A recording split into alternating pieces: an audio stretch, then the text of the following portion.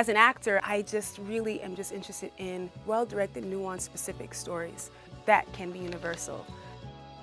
If a story comes to you, it came to you for a reason. You owe it to yourself to explore it. If you have those ideas, if that idea scares you, then that's the thing that the world needs to see. Any success that I have as an actor, as an artist, will have to be as me, as myself, as who I am. If not, I'm not interested. I don't want it.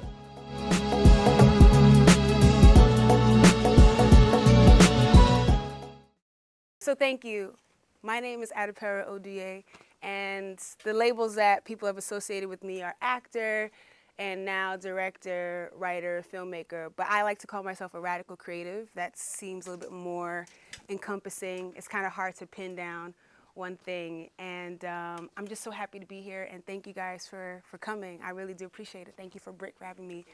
And so I was in LA a couple of weeks ago, a place I don't go to often for a bunch of reasons. But and I was having lunch with my manager, and we were talking about the business and just like griping and complaining, and she was talking to me about some things from her point of view, and I was talking to some things about my point of view. And she randomly, I said something about, like, I don't know, I can't remember what exactly, but she said, let me ask you a question. She said, why did you become an actor? And it's a question that I've asked myself a number of times in the past 5 years because of doubt and all kinds of other things. But it was the first time somebody had asked me that outside of my own self. And because usually the question is, how did you become an actor? But she was like, why did you become an actor? And I was like, okay. And I told her the answer, and I will share the answer with you. But first, I would like to show a clip, and then the clip will kind of help me explain my answer a little bit further.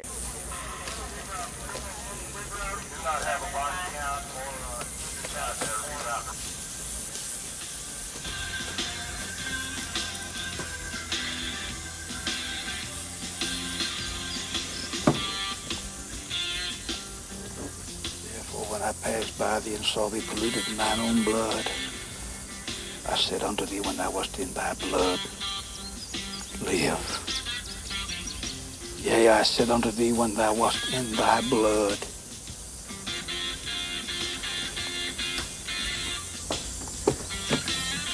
live. Live. Now, son, can you hear me? You don't have to say anything. Just know I'm here to help you. I'm a minister of the Lord. I want you to know the Lord loves you here today, and I love you. Now, if you can't answer, just nod. If you can't nod, just, think it. Answer me in your mind and in your heart. If the Lord were to call you right now, would you be ready? You accept the Lord Jesus Christ as your personal Savior. Are you ready for him? Are you ready to follow and accept him at this very instant? Now, if you open your heart and let him come in, he will stand with you whether you go home or whether you stay here with us. And if it isn't your time, he'll stand by you, brother. Both you and your wife, he'll deliver you through this entire ordeal. Now, listen to me now. There are angels, even in this automobile at this precise moment. He has sent his angels here to watch over you. Now, do you accept him here today? Yeah. Thank you, Hey, Jesus. mister. Thank you, Jesus. You have to get out of there. You can't be in there. You hear me? Yeah. Now, when that ambulance gets you on your way, you're going to fly down the highway. Lord's going to have a whole flock of his angels lead you on that highway. Come on, get out. He's going to go all the way with you. You've taken the Lord today, he's going to go all the way with you because you both are his champions here today. Praise God. Thank you. Thank you, sir. Don't have to thank me, son. Thank our Lord and Savior, Jesus Christ. You're in his hands now. Bless you both. Bless you both. Whenever two or more gathered in my name, there will I be also. Mister, I'm sorry about this, but you got to go back to your car. You can't be out here. You're not allowed here. I understand that. Yeah. Okay. So this is a clip from my favorite film. There's a lot of films that have impacted me, but when somebody asks me what's my favorite film, I say The Apostle. And the reason why it's my favorite film is, so when I was starting out my journey as an actor, I graduated from college, I was pre-med, I wasn't going to go to med school, and I was home just trying to figure out my life, and I knew I wanted to become an actor, but this thing, acting, was calling me, but I didn't know why it was calling me. And I was home, I was watching TV, and this film was on, and I was immediately drawn into the film. Like, I feel like it was the first time I watched a film as opposed to a movie, and I was completely drawn in. I forgot I was watching a film. Like, I thought the characters were real people. I remember at the end of the film, I was crying. And when I watched that film, it was the film that I saw, and I was like, that's exactly what I want to do as an actor. I think somewhere subconsciously was in there, but that was the first moment consciously where I knew, okay, this is the reason why I'm doing this crazy ass thing, and that I want to do work where it's a specific story. It just feels real, and I want to portray characters, who are real, and I want to be part of stories that are authentic and true.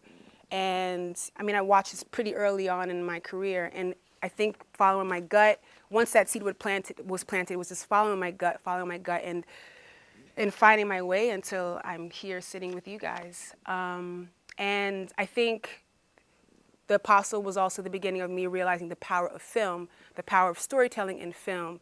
And there I was at home in Brooklyn, this Nigerian girl from a Muslim family, watching this story about this Christian man who's on a path of redemption in Texas and Louisiana.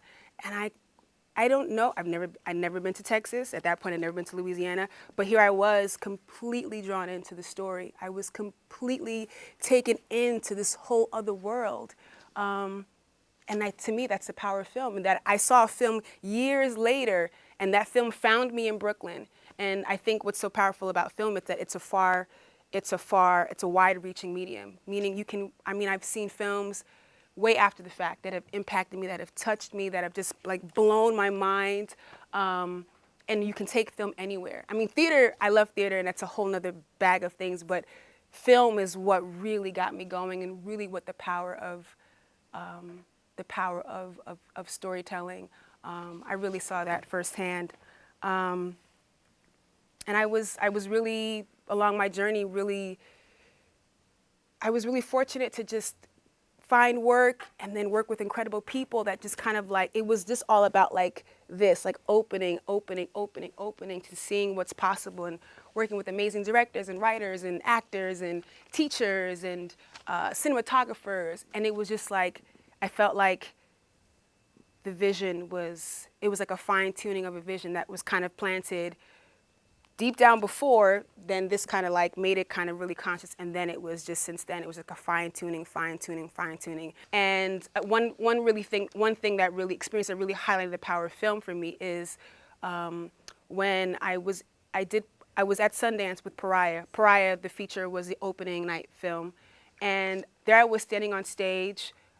People were applauding. Pariah is a film about a young girl coming of age. No white people in the film. It's all black actors. There was an audience of mostly white people. And all the conversations that I was having that weekend, that night, were people coming up and relating to the story, relating to the characters. And at that moment, I thought, oh my God, like, here it is, like, how you can have a film that is so specific,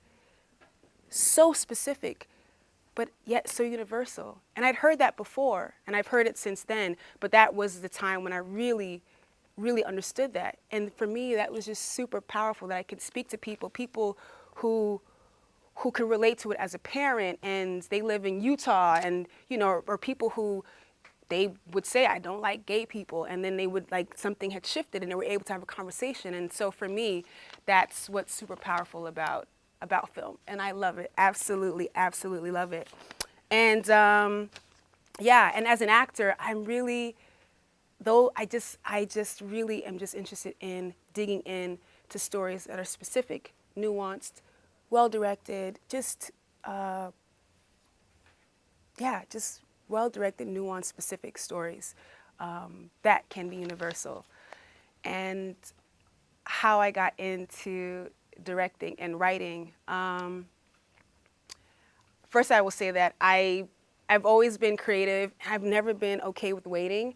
And so for any of the actors who are here know that it can be very challenging. You feel like you're waiting for someone to kind of like, you know, gift you with this job, this opportunity to really fly and to really expand and play an amazing role. And it doesn't really happen. And you can have, you know, one of many choices. You can kind of just deal with that and kind of suffer. Or you can just take life by the horns and just say, you know what, I don't want to wait. I'm going to create something, even if it's not market ready, even if it's just like, you know, I used to like when I was studying acting, I would get people in my class, like get together and we put these things together, like variety shows is what I would call it. And if you did poetry, if you did singing, if you did dancing, if you wanted to do a monologue, it was like, let's just all get a space and like this all do it, just so that we can be the creative beings that we are. Like we're creative. If you know that you're creative, you cannot wait for someone to give you permission to do it. And I think that's the kind of the setup. That's the trap of, particularly as an actor, you're trying to pursue it, and you're like, you feel like you're waiting for someone to see you, to just see something in you, as opposed to just doing it yourself. And so directing and writing was like, it's like I feel like I've been doing it for all my life in some way, shape, or form. But yeah, it just was out of necessity. Like there were stories that I desperately wanted to tell. There were stories that came to me, and it was scary at first. It was hard for me to kind of claim that, because I was like, oh, well, I'm not a writer. I write, but I'm not a writer. I'm not a good writer, you know, all these things. And it just got to a point where I took a class, a screenwriting workshop, and that really helped kind of like just put it out there, a story that I had written down by myself. And I just got to the point where it was like, I'm ready to kind of fall flat on my face and just try. If I fall flat on my face, I'll get up, and that's the only way to learn. And so I wrote a short film called Breaking In, and yeah, I just used my money, got my friends together, and it was a story about a young man's first time getting stopped and frisked in Brooklyn, based on my brother's first time. Shot it on my block, shot it with my friends, and it was really freeing. And again, it was something that needed to come out of me, and that's what I wanted to do. Is that what did I do? Well, answer the freaking question, Cole. You should just do as you're told. He's just a kid. Let's go. Wrong block. Oh. Wrong block. Sorry. Oh, here's your box. Here's your box. Good catch, Dick. Ryan. The way things are set up now, there's so many platforms where you can just put your work out there. You can, I really believe in the adage, if you build it, they will come. You know what I mean? Like if a story comes to you, you owe it to yourself. It came to you for a reason. If it comes to you, you owe it to yourself to explore it. As long as you explore it with care and authenticity and truth, you can never go wrong. I believe that wholeheartedly, fully, and I just think I think that's what's so inspiring about like what's been happening. I feel like in New York, because this is where I live, like all the people that I know, like Dee Reese and I mean so many people, like they just made the stories that were important to them. They created the stories, and because they were true to their stories, then that's when, you know, people started to notice. But people started to notice not because someone said, hey, you, what story you got? It's like they stayed true to their self. They stayed true to themselves, and they made their stories. I feel like that's the case with everyone who I admire and respect in this business. And so yeah, I think for the storytellers out there, you owe it to yourself if there's a story. And yes, it's going to be scary. Yes, there's a big unknown, but I really do believe if you take it from that point of view of just starting from the story, the why. What do you want to say? What is the story? You really can't go on. You can't go wrong. And the power of storytelling, for me, there's a power in seeing yourself reflected out there in the world. And not that we need those things to kind of validate us. In a way, yes. But there is a redemptive power in seeing your story, your life, a feeling that you've had put out there. And it almost, in my opinion, it's almost like when you see it, it's like, I don't know, just seeing yourself reflected, it's like, it's real. I'm real, or what I feel is real, and it's not some crazy aberration that's like in my body that should be exercised. It's like, oh, okay, I'm not alone in this world. And so I think that's why representation is so important. That's why, like, Crazy Rich Asians was like, why did it take so long? Like, there's so many, I mean, like, this world is not just one thing. It's like so many things. Like, anybody, any child to be able to go into a movie and see themselves reflected, whether it's in a cartoon, whether it's in a live action film. That's why films like Black Panther are important. That's why, I mean, all of these films are important. It's important to see ourselves reflected. And I think what's so exciting now is that that's happening more and more and more and more and more, because people are making it. People are speaking up. People are saying, this is the stories that are important to me. And people are saying, yep, those are the stories that are important to us. And they're showing up and they're buying tickets, and, you know, it's all about money. And so people are like, oh, okay, people are, you know, and that's what, you know, that's, you know, and at the end of the day, for me, what makes me so passionate about storytelling is that when I first became an actor, I really doubted whether or not there was a place for me, because there wasn't anyone who looked like me doing the kind of work that I wanted to do. And at this point, I don't want if anybody decides they want to become an actor or a director or a cinematographer, I don't want anyone to ever feel like there's not a place for them, because they've not been used to seeing themselves up on the screen, or they've not been used to seeing a story about, I don't know, a Nigerian family and whatever. Like, I remember the first time I saw Mother of George at BAM. And I've seen many Nollywood films. I watch them at home all the time. So it's not like representation, like I've never seen my culture represented. But there was something about going to BAM, like BAM, and sitting in a theater and watching a film where they were talking my language. And I knew, and I was like, I didn't even have to look at the subtitles. I knew exactly what they were saying. And being surrounded by a bunch of other Nigerians and other people who support Nigerians, like, there was something so thrilling and exciting. And I was a grown-ass woman. I wasn't a child, like, but it was so exciting. And that I could have that feeling. Imagine what that feeling could be for, like, a young child or a teenager or whatever. And that's really all across the board, like, whatever the kinds of stories are. And for me, and this leads me to me creating my film, To Be Free. It's a short film that I created, shot with Bradford Young, and it's about Nina Simone. And it's really, it's a labor of love. And why Nina Simone is so important to me is because when I was first starting as an actor, I told you I was really having doubts about, there's nobody out there that looks like me. My teacher recommended her, Nina Simone, to work on for some exercises. I didn't really know who Nina Simone was. I'd heard her name, but I'd never seen her face. And I remember I went to the bookstore, I found this book, autobiography, and I was reading it, and I opened it up, and I couldn't believe that the woman who looked like me existed out in the world, and she was an artist. And it had such a deep impact on me in ways that I can't even describe.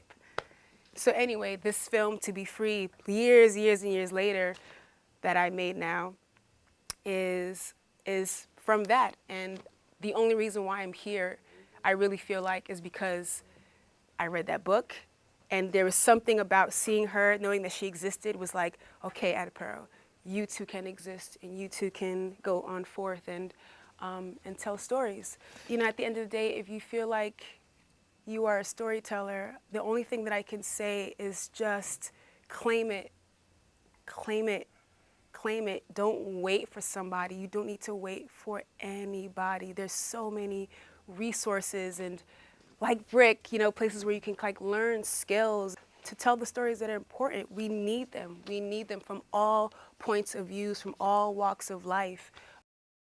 If you have those ideas, and you know the ideas that I'm talking about, because you're like, you think of that idea, you're like, oh God, no, not that idea, you know, that scares you. If that idea scares you, then that's the thing that the world needs to see. You owe it to yourself to just explore. It doesn't have to be anything crazy or big or, you know, but you owe it to yourself. And again, the world needs it. So I just really encourage you. And it's kind of weird for me to sit up here because I feel like I'm still on my journey and trying to figure it out. And I still have my doubts and I'm still kind of like, you know, or feel intense fear and, you know, constantly trying to, you know, push myself. And, but I do believe that it's needed. And sometimes it feels so frivolous, in my opinion, like, there's so many things out in the world. Like, what is, you know, what is a film or what is me trying to share the story? Why is it important? But it is important because it's about people. It's about stories. Just create. Don't wait, please. We need you. And know that and you don't have to do it alone. You know, tap into your community. There are many, many people, I'm sure we're very close to you, who want to help you. And like I said, there are places like Brick, but you can't do it alone, and you shouldn't have to do it alone. And I think the fun part of it all is that you don't have to do it alone. So yeah, just create. Yeah, you need them. And so I thank you so much.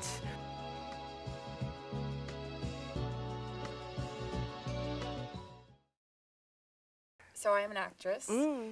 Same kind of situation. Oh, I write, but I'm not a writer. And I'd like to produce a podcast as well. And my brain is just like going 5 million miles per hour with all these ideas and all these concepts. So on top of the fact that social media is a big thing and marketing yourself as an actor, as a performer, whatnot. So in your experiences, how have you balanced all of these moving parts? What have you prioritized before to kind of make it more streamlined? And what was your journey and what did you learn from your pitfalls? I prioritize what would allow me to express my voice. Because sometimes as an actor, in my journey, sometimes it can feel not as empowering. And then I have to remind myself that I'm inherently in power, as we all are. We all have power inherently, and we just have to exercise it, claim it, and exercise it. And so when I was feeling kind of like, because of the business and industry, then I was like, well, what brings me joy? What is the thing that brings me joy? And sometimes the answer would be, well, go buy a donut and eat the donut, then watch Judge Judy, and then once I've done that, then I'm like, you know what? I have some stories, or I want to go see a play. So I think it's like reminding yourself about what brings you joy, or reminding yourself about why you do this in the first place. Why did you become an actor? What is it about it that makes you go through all of this stuff? And so that kind of leads me, you know, and it's like, what do I have power over? What I have control over? And so I don't have control over whether somebody thinks I'm right for their script, or if I go on an audition, I don't have any power. I don't have control over whether they're going to pick me for whatever reason, but I do have power there's a story that's been nagging at me. Okay, I'm gonna sit, I'm gonna pull out my notebook, and I'm gonna start writing. And then I just start writing, and maybe I write a page of complete crap, and then I'll just close it up, and then the next day I'll just look at the crap, and then maybe circle some things, and just keep chipping away at it. So yeah, I think at any given time, it's like, what is it that I need to do? What is it that really reminds me and taps me back into the joy and why I do this?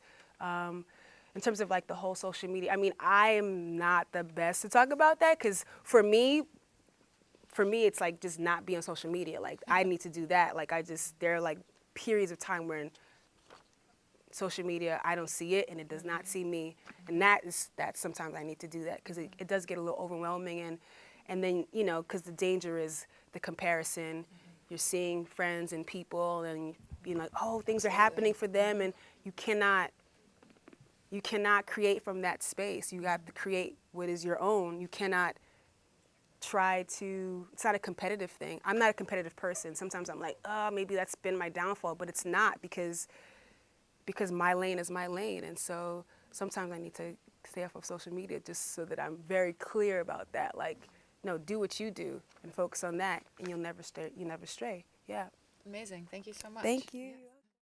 Who would you say was the most influential parent in your life, your mother or your father? And I say that because the strength that I feel from you is something that I have to help a lot of my female clients get.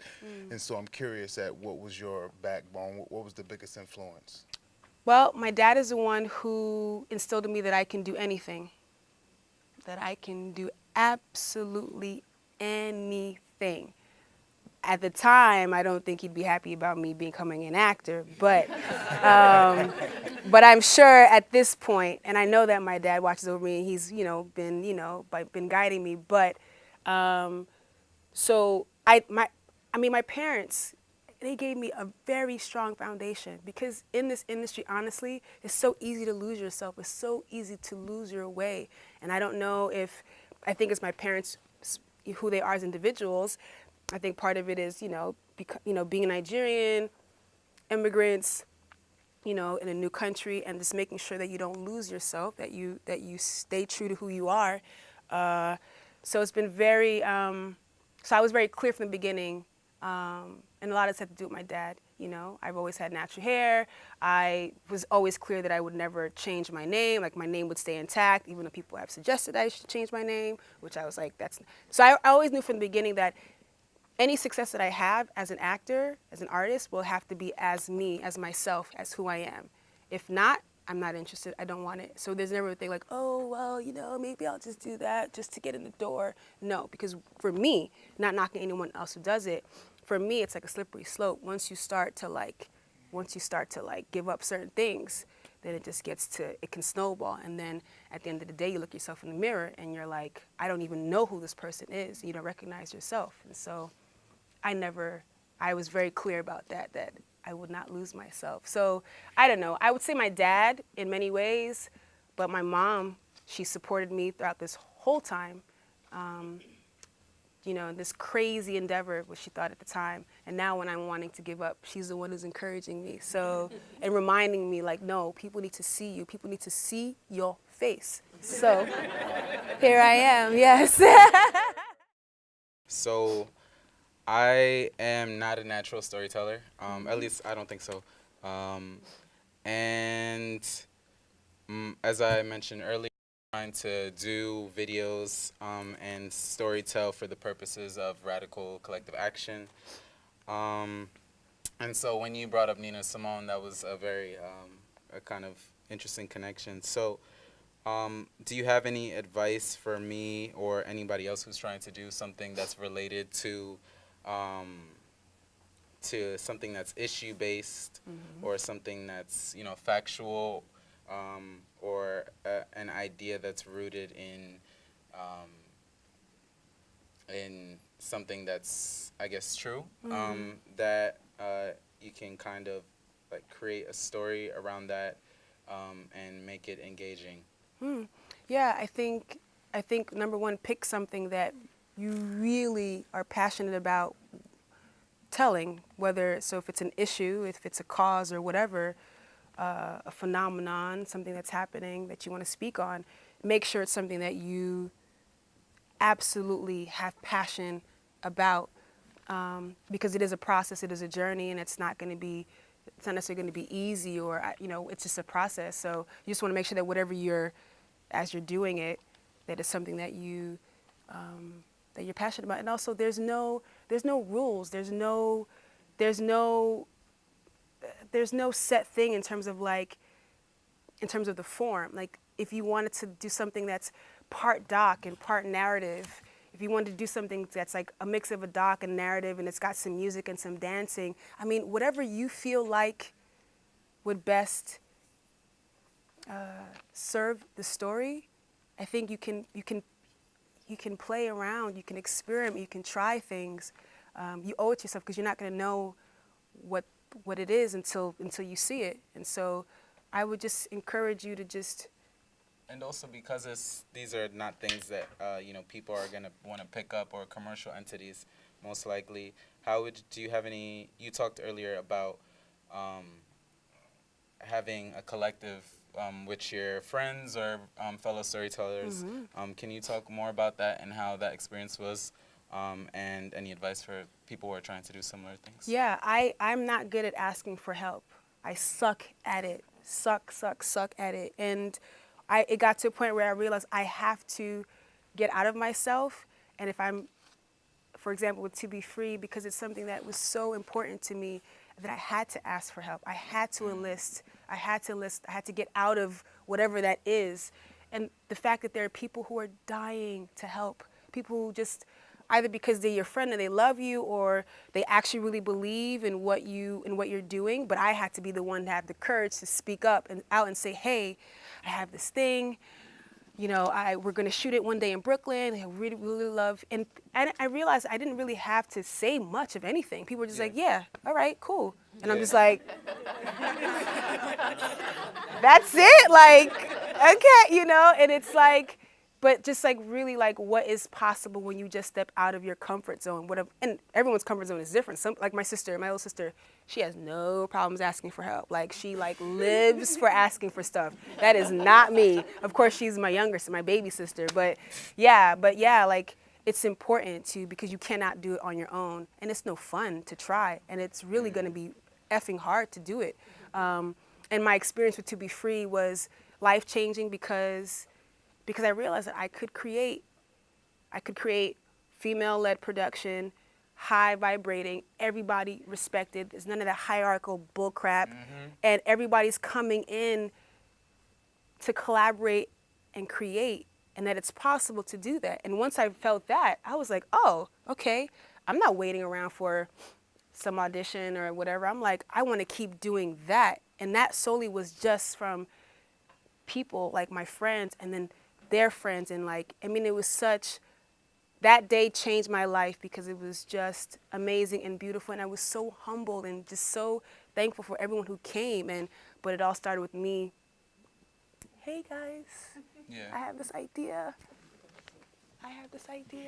you know, like, and then what just opened up as a result, it was amazing. And so I encourage you, and you don't know what is commercially viable. You know, that's not No. You don't know, and that's none of your business, really. Like, your only business is to create the thing. Again, if you build it, they will come. Your only business is to create the thing that you're passionate about. I think sometimes what trips people up is because they're trying to think about what they think is going to be commercially viable. That's a lot of theys to try to predict. And that's how stories get diluted and watered down. And we all seen those stories. We all see when something doesn't feel quite, they were really trying to cater to a whole lot of people instead of just sticking with something that's specific and like trusting that if you just give us something true and authentic, even if the story only has white people or Asian people or black people, or it's a story about whatever, that I'll show up and watch it, or my mom will show up and watch it, you know? And I think that's to just know that and just to trust that. Yeah. My question has to do, I have a daughter who is an entertainer, and she's in music, but just like you, she has a lot of these qualms. I get to listen to them, hear them. So when you mentioned speaking with your manager, I said, well, how did you get a manager that you feel comfortable with? And that might help anybody here. How did you pick somebody that you could trust, or where do you look? Because she's by herself, solo. She has a band and so on, but she's still by herself. When I was first starting out, I was like, oh, the fact that somebody like picked me and it was like so great. And then I realized, she's like, oh, you should, lose 20 pounds. Did you ever think about doing this? And then, or somebody, the next manager is like, when I'm sharing my dreams and the things that my goals, and they're looking at me like,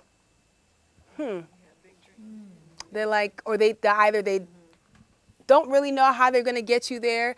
And then at that moment I knew, okay, well, this is not the person for me. And so a lot of it is you just learn by trial and error, or trial and fire, or whatever. But then you have to be able to, you have to know yourself enough to know when it's not right, when it doesn't feel good, to leave. And a lot of people stay in situations because they're scared of not having a manager. For me, I'd rather have no agent or no manager than a bad agent and a bad manager. But it's not an easy thing. And I understand why actors, particularly actors, don't do that, because it's scary. It's like you'd rather have that manager or agent, giving you, sending you out on a couple auditions and being out there on your own. But for me, when I realized, no, again, it's that thing about like we are empowered. If you know that you are empowered, then you speak up. And, I would go into meetings and I would they're interviewing me, but I'm really interviewing them. Like I'm asking them questions. I'm coming to them with questions. I'm not just like, oh, pick me. I hope they pick me. It's like, no. It's like, this is what I want for my career. What do you think about that? And then so with this last manager, my last manager, Kathy, she saw me in Pariah at Sundance. I didn't have a manager at Sundance. And yeah, she gave me her card. And then I sat on it because at that point I had gone through many managers, many agents, and I was just like, I don't know how I'm gonna trust. And again, your gut always knows, If you trust yourself to ask the right questions, to ask the most important questions, when somebody's giving you BS, when somebody is giving you something, okay, when somebody sees you, and and she saw my work. So at that time, I wouldn't meet with anyone who'd not seen my work, because I was like, if you haven't seen my work, then there's nothing to talk about, because you don't know what I can do. You don't even know if you can offer anything for that, if you can help me with that. And so, I think the most important thing is to focus on the work. And if you focus on the work and you focus on building and creating, again, if you build it, they will come. I believe that. And so I really do believe that, even if it's not like some big movie that's out there, you will come into contact with that person who's supposed to help you, if you just focus on the work. If you focus, because that's the thing that you can't control. You can't control if you can have 5 million meetings with managers and agents, and nothing might happen. They might not pick you, and some people might just go into a funk and just be like, oh, and give up. No. That's when you really double down hard and you say, you know what? What I can control my music. I can control, what we do in practice with the band. I can control writing or going out to see movies or being inspired and all that stuff. And so I do believe that she should just focus on the work and also find out people who are the people that she really wants to work with, who are the people that she respects, and learn about them and read about them. Hit them up, cold call them maybe, but really just do a targeted thing, not just like everybody, because you don't want to work with just anybody if you really respect yourself and respect your art and respect what you bring to the table. Yeah. Okay. Well, thank you so much. Thank you. So I have 2 questions. Yes. The first question is, can you talk a little bit about how you got this role in Pariah? I think it's really hard sometimes for people to know the specific, how do people actually do it practically? And particularly in the context that you said you graduated from school and you were at home and didn't kind of have a sense of what to do next. So how did you balance you were staying at your parents' home, but having to eat, for example, with wanting to be an actor, and also how did it actually happen? Question mark. Yeah, again, that's specific details. Yeah, that is the most challenging thing. It's because as an actor, you need to bring all of yourself to it. It's like you're bringing yourself and all the things of your life and you're lifting it to art. And if you can't eat, if you can't take care of yourself, if you're trying to find ways to make ends meet, it can be very, very, very, very tricky. And so, I graduated. I came back to Brooklyn. My dad had passed away. My mom was going back and forth to Nigeria. I was taking care of my brothers. So I was basically head of household. And at the same time, I knew that I didn't want a 9 to 5. I didn't want an office job. I didn't want to, I didn't want something steady because I wanted my time free so I could have auditions.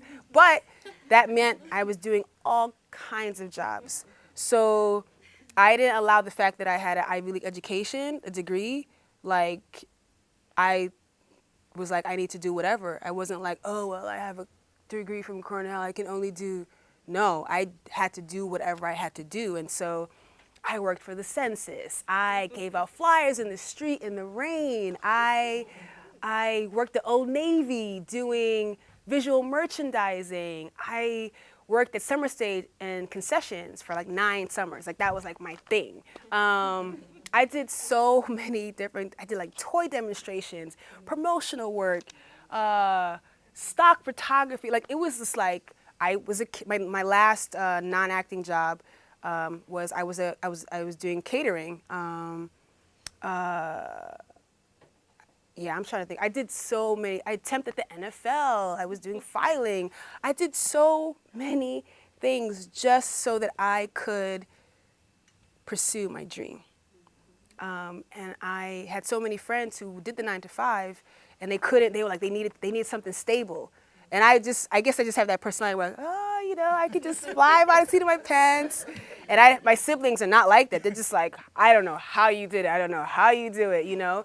But for me, it was so, I mean, it just was a thing I had to do. I really had no choice. Like I couldn't just, I mean, I could have just easily, I mean, and I struggled because there's certain days when, as my friends were coming along and making money and, you know, buying houses and getting cars, and I did not have money to buy a slice of pizza on an audition.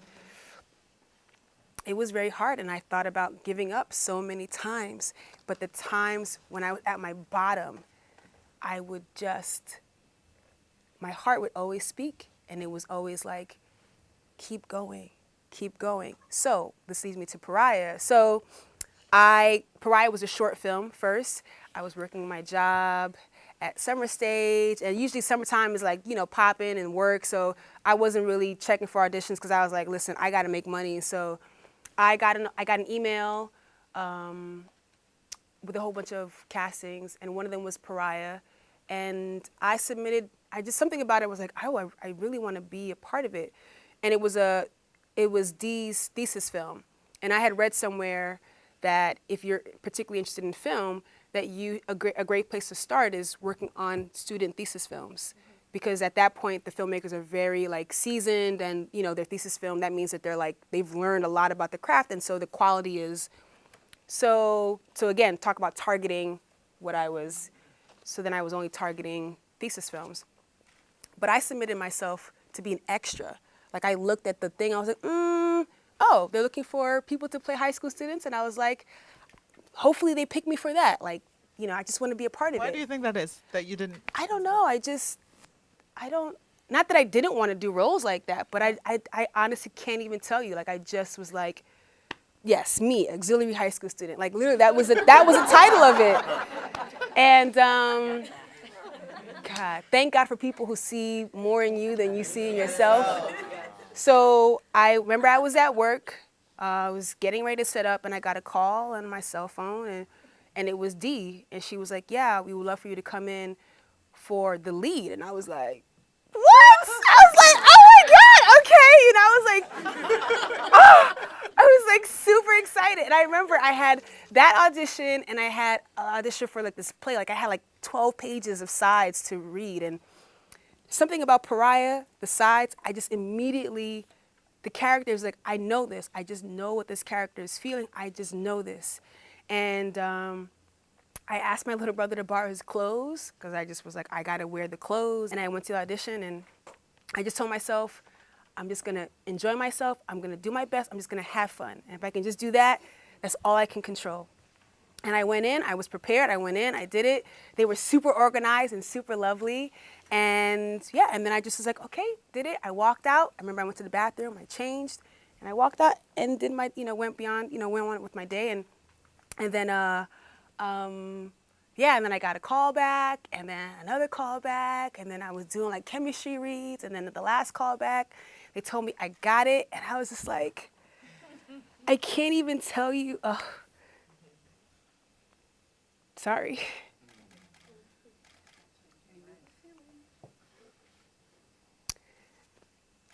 It was like the thing that I've always wanted was just an opportunity to have a role that I could just put all of myself in and just sink my teeth into.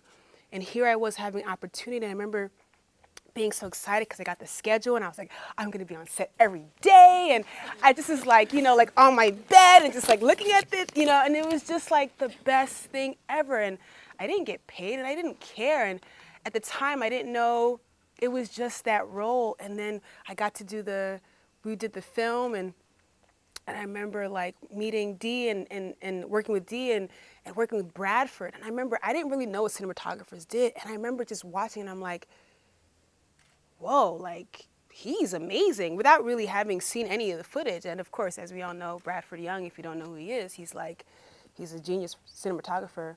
And it was just an amazing experience. So we shot that, cut. So the intention was always to make a feature, and Dee's intention was always to have me as the lead. Now, I know enough at that time, I was grown enough to know that things happen, things change. So I wasn't banking on anything. And, so I was still, working my jobs and trying to figure things out. In between that time, the short had gone to Sundance, and we had gone to LA Film Festival, but I was still out here, whatever. And it got to a point about a few years later where I was, again, at rock bottom, just trying to figure out. I couldn't pay my bills at some point, and I remember I went to go see my best friend, and I was crying, and I was like, I think I have to give up. I think I have to stop for a while and just like focus on making money. And, she was talking me through it, and I really was just like, I think I have to stop. And it was at that moment that I got the call from Dee and Nikisa that the feature, we had shot the film. We shot the feature. I didn't mention that in between that time. But it was at that moment that I found out that Pariah, the feature, was going to be the opening night film at Sundance. And I was like, what? Not exactly not knowing what that meant. But again, it was just like another sign from the universe. Like, you thought you were going to give up. Boom. You can't give up, obviously, And yeah, I mean, that role and that project changed my life, not only because of things that came, but because when I did that film, it again was another seed. It was like, this is the kind of work that I want to do. This is it. And I remember the first time I went to a screening of the short film, and afterwards, it was at NYU, and afterwards there was we were coming out of the Q&A and running into people, and there was a man who was like an older white gentleman. He didn't have any words for me. He just touched his heart. He didn't know what to say. And I was like, if I could do work, be a part of work that does that to people, I will have lived a happy, amazing life. That's everything. Oh, and so the question, I went back to my manager saying, why did you become an actor? And I didn't, and this is something I've said, I've asked myself many times, I didn't become an actor to be famous. And I'm like, that's so naive. Like, I didn't become an actor necessarily to be seen. I just wanted to be on the inside of telling stories and like digging into characters. And I've had to remind myself of that because sometimes I feel like it's easy to lose sight of that when people are trying to pressure you to do this, or it's like, being seen for what? Like, what is the purpose? You know what I mean? Like, I don't want it to just be for just surface reasons. And so, yeah, so I've been very fortunate to come across roles and characters and projects that just have deeply, deeply, deeply let me know what the why is. And it is the thing that I touch upon, and is why I direct and write what I do, and I hope to continue to do. Yeah, I don't know if that answered your question. Oh, yeah.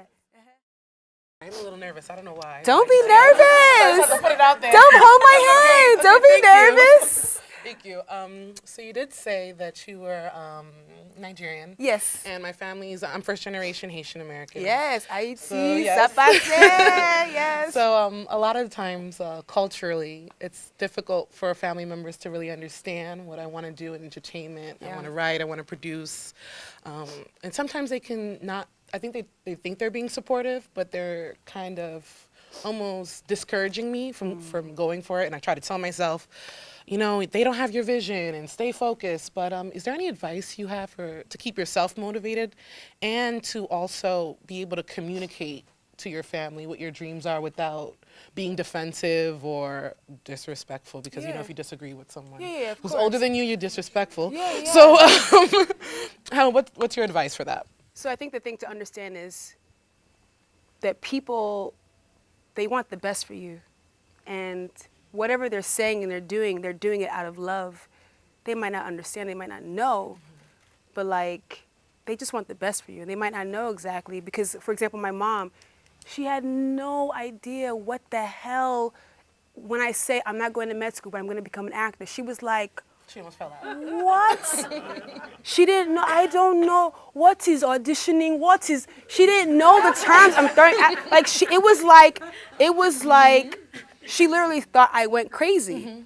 You know, like she was just like, oh my God, why can't you just, oh my God, my poor mom. I love her so much, but I can't even imagine for someone like her because, you know, talk about immigrants, my parents, they want things to be easy.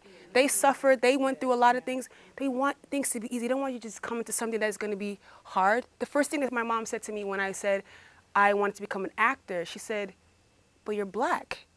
And at the time I was like, thanks, Mom. I know I am Black, you know. But years later, I understood, and she remembers, and she'll not deny it today. She's like, yeah, I said that, like, because what she was trying to say was that it's going to be hard. From her point of view, she was like, what do you? No, that's not what this was supposed to be about. And so I understood that she said that because she didn't want me to suffer, and she wanted the best for me. So I say a lot to say is that try to see it from a different perspective and try to hear what they are saying to you through the filters like, okay, they don't understand, they don't get it. As long as you get it, that's the only thing that matters. And I think how your response to them is by your actions, about how hard you work, about what are you doing, about how you're pursuing your dreams. That will speak for itself, and they will see at some point, if you stay true to who you are, they will come around. I mean, like I said, my mom now, she's a person who's like, because she didn't get it, and there's a lot of things I didn't talk to her about. Even when I was suffering and like I would be so upset because something, even I didn't talk to her. She's a mom, she knew, but she didn't really know, but she knew that it was hard, and she knew that it's been hard. But now, I mean, she's like, oh, no. She's like, you cannot give up now. She's like, you've been doing it. She's like, no, not all, you know. And I think for her, like the first time they saw me on TV, she was like, oh, that's what you were trying to do. But it took, because she couldn't really whatever. So I would say your only job is to go forth with all of your might and know that they love you, even though they might not have the right words. They love you and they want the best for you. And they do want to help you, know how, and if there's specific asks that you have for them, then ask them specifically. Otherwise, just let them be in their corner, whatever, and just, if you got people who support you, your friends, people who get it, lean on them. Let them see you do your thing, and I promise you. What's your name again? Vanessa. Vanessa, I'm looking in your eyes. Thank you. I'm telling you, I promise you they will come around. Okay. You don't get swayed by that. Thank you. That's not your job. That's not your business. If you know what it is, like I'm going to touch your gut. Thank you. I'm going to touch your heart. You just listen to that. And you just go. That's it. You've mentioned about having doubts. Yeah, I can definitely relate to that. And sometimes you wake up, you feel like 100% I got this, no fear. And then the next day you have this fear kicking in. Yeah. So how do you deal with that? Part of it is I allow myself to feel what it is I'm feeling so that it can pass quickly. Particularly the doubt. Because, I want to stay in the 100% sure, surety for as long as I can. But sometimes I have to express it, I have to write it, and I just have to write it. Oh, I can't do this. Oh, I suck. Why am I doing this? I can't do this. I suck, or whatever. I just get it out. All right, I got it out. I'm gonna go eat a donut. And I love donuts. I do love donuts. That's three times. Yes, I love donuts, and I love Judge Judy. So those two go hand in hand. So yeah, so I kind of like get it out, and then I go about my business. And sometimes it depends on what you're having doubts about. It's like sometimes it's not about you, and you make it so personal. It's like if you have a story to tell, and you think it's important, you owe it to the world to say it. So I've had to tell myself, I have to get out of my feelings, I have to get out of myself, I have to stop feeling, and go forth with what has come to me, what is trying to come through me. I can't fight it, I can't deny it. So I just have to say, listen, it's not about you. Just stop and just move. And usually that helps. Sometimes it helps, sometimes I need to take a break. Sometimes I just need to go, okay, let me just joy, what do I need to do? And then I need to pick it back up again. But it literally will be a thing of like, one day it's all good and you're like, yes! And the next day it's like, no. You just want to be under the table, under the bed, and just like rocking yourself, like, why did I do this to myself? And it will be like that, but it's a process. And that's the one thing I want to make sure that I get across, that it's a process. It's not about the end thing. It really is about like how you are throughout the process, and like what are you reminding yourself about? Like you have to constantly remind yourself, like this is why I'm doing this. This is why I'm doing this. This is why it's important to me. If you really remember that, even the doubt will come.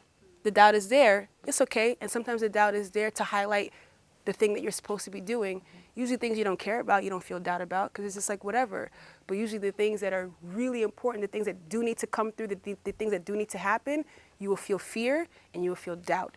And that's how you know. It's like a beam. It's like, okay, I'm scared, crapless, and I don't think I can do it, but that means that's what I'm supposed to be doing. So just keep reminding yourself of that. And and just like, it's like really take care of yourself and like remind yourself about why you're doing what you're doing.